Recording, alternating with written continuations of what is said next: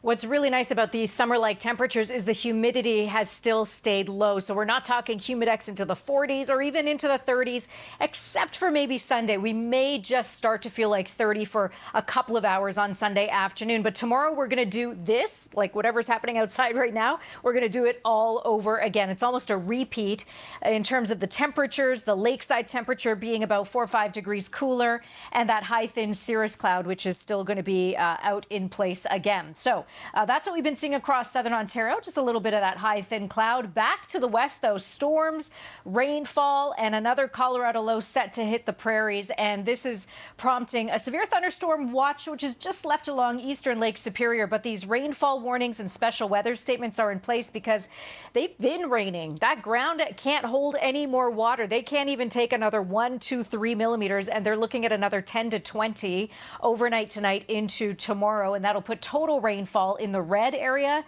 in through Saskatchewan up to 60 millimeters by Friday. And again, remember, they can't really hold anything.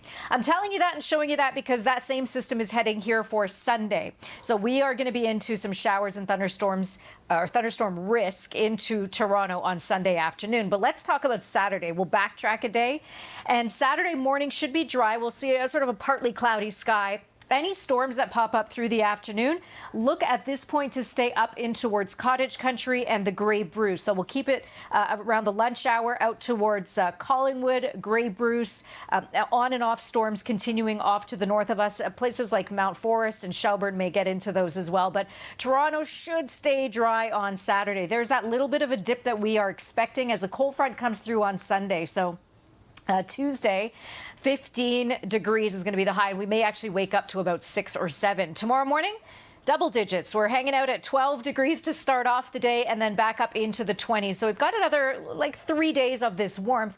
Sunday, though, after we get through those storms, we've got to keep an eye on that cloud cover because Sunday night into early Monday morning is when that total lunar eclipse is expected to happen, the longest one in about 15 years. So we'll keep an eye on that. Right now, it's still looking pretty cloudy, but there's still a shot at us clearing out just a little bit. And there's that 15 degrees for Tuesday. So enjoy the heat. Humidity stays low here for the next couple of days.